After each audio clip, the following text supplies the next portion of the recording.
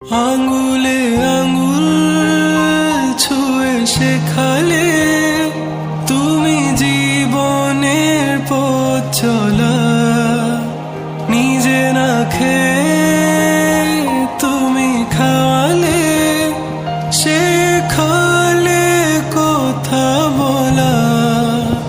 বাবা তুমি আমার যত খুশির কারণ।